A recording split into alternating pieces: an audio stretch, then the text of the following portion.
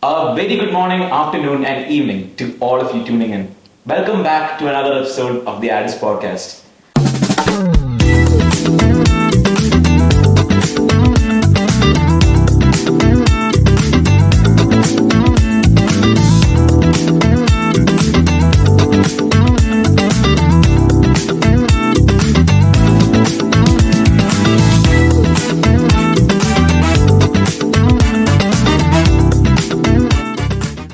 So, guys, summer is approaching. Yeah, definitely. And Rishi, what are you doing for summer? Oh, of course you're going to study, right? Yeah, Yeah, of course. totally. Timetable. Yeah, I Tuitions. got all that. Yes. Do you? I do though. And cut. I'm joking.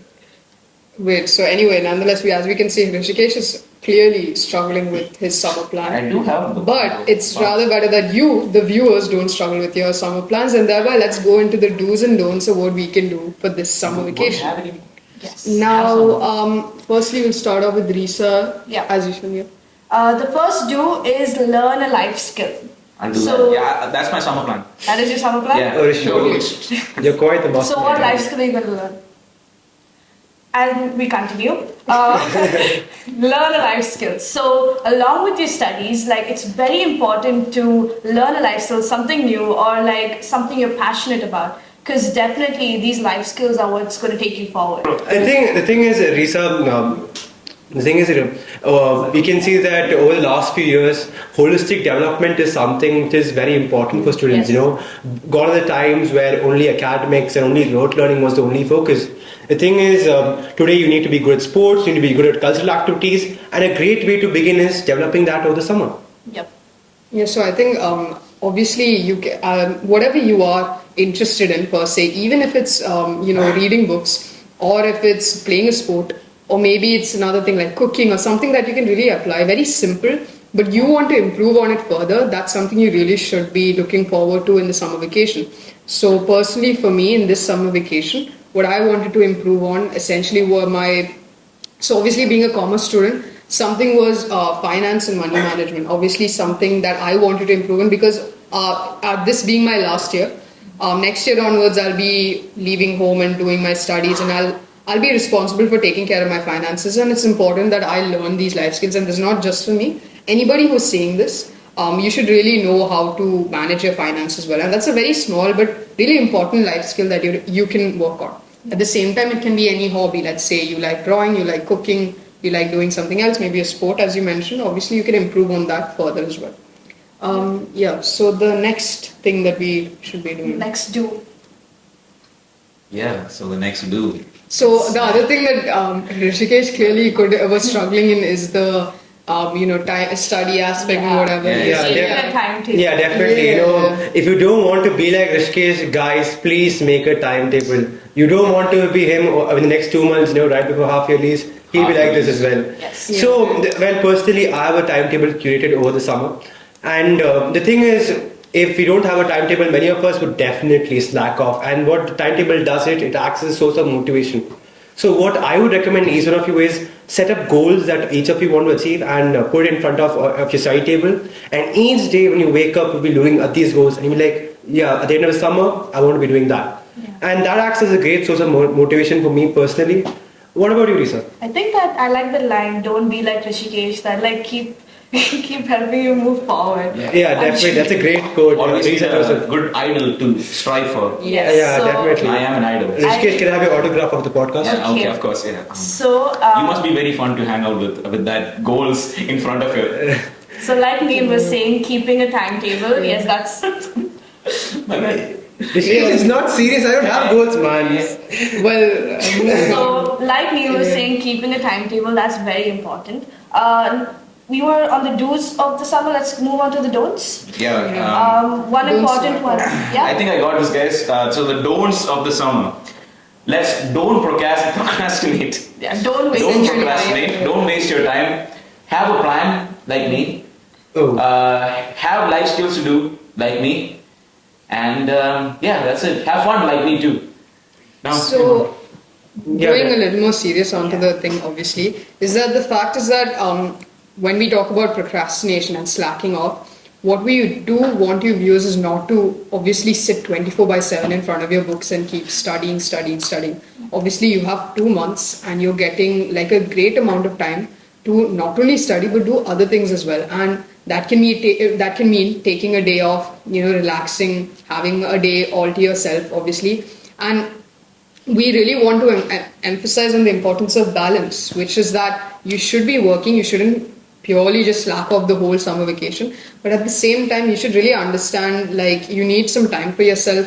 If you haven't really if this academic year hasn't started on a great note for you, maybe you've been behind on a lot of work, maybe you didn't study that well for your cycle test, that's all right. Take this summer vacation as almost like a reboot, so that you're set for the upcoming next term of the academic year. And I think that's something all of us should focus on, right? Keeping that balance of, work-life balance, as we like to call it. Yeah, definitely agreeing with Mike here. The thing is, for all four of us here, it's our last summer vacation. It's the end of school. It's the last summer vacation. School life is ending, and just going back a bit through memory lane. Having fun is of course very important, but even more important is of course maintaining that rigor with your academics, keeping yourself disciplined, and yeah, that is definitely that.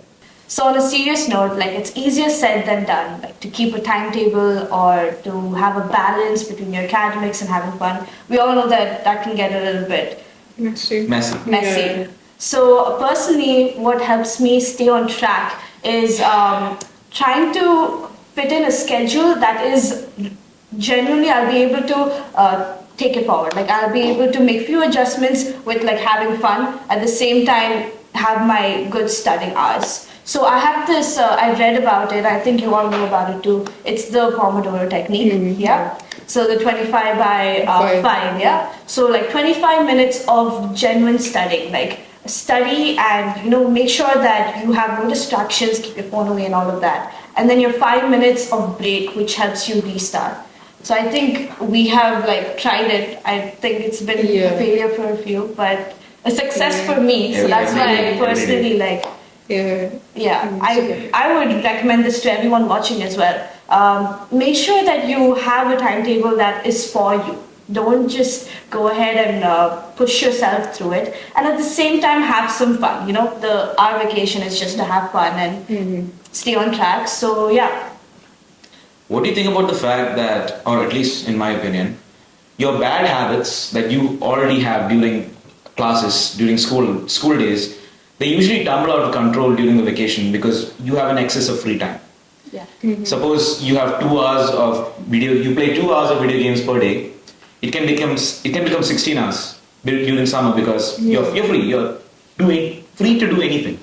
Which when you're free to do anything, you do things you like. So yeah, don't let that tumble up. That's what we're trying to, like this whole episode is about. Don't have some self-control, When you have a goal, when you have that schedule, I'm sure that when you're following all of that, you'll have that mindset of not letting those things tumble up.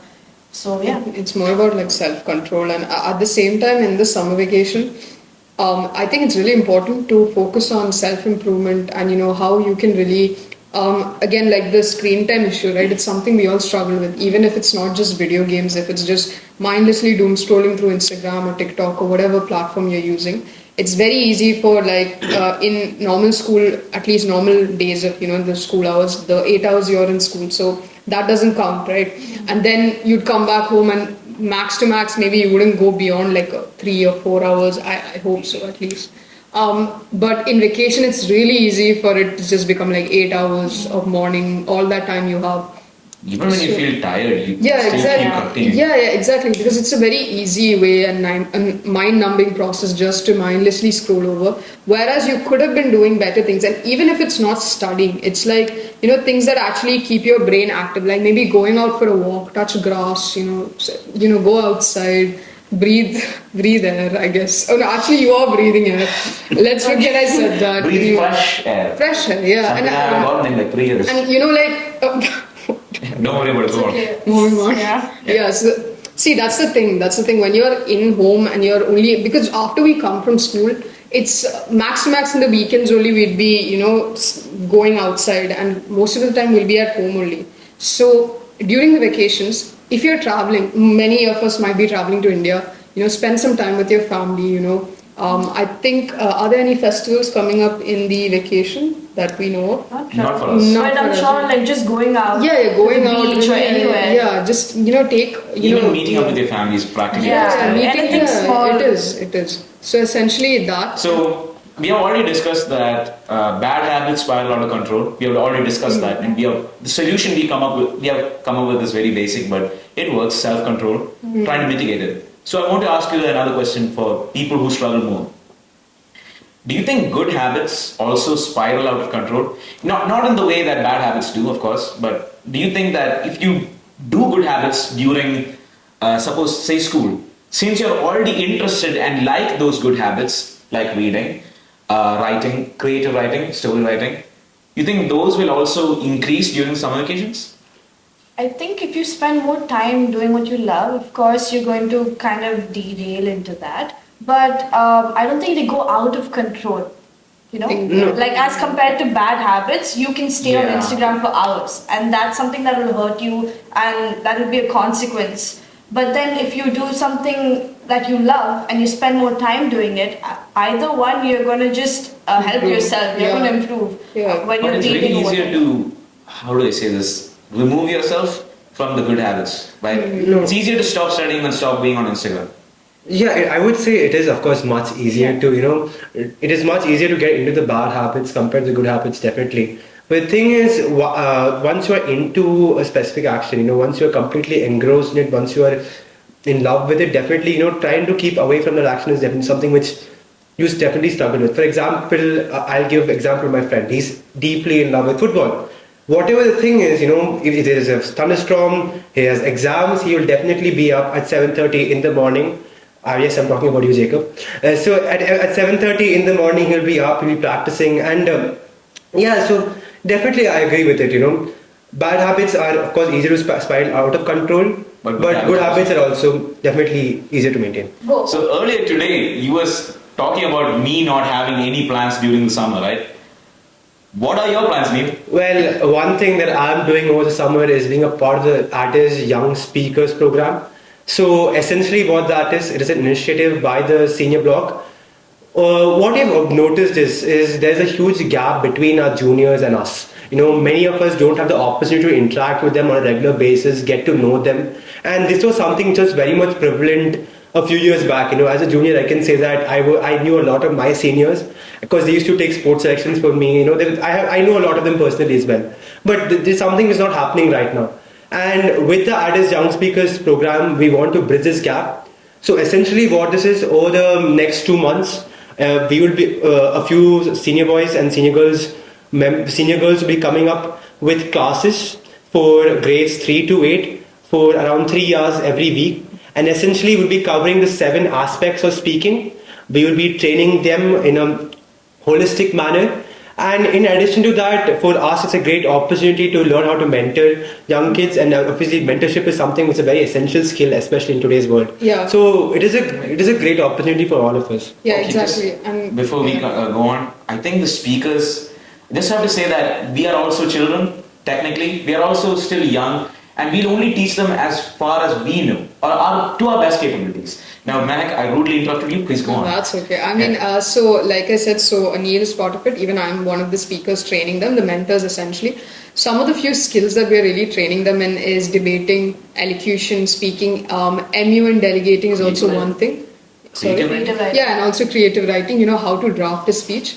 Obviously, it's very easy to learn the skills to speak, but at the same time, drafting your own speeches is another skill set that is very important that students learn, as well as storytelling, those who are really good in creative writing as well.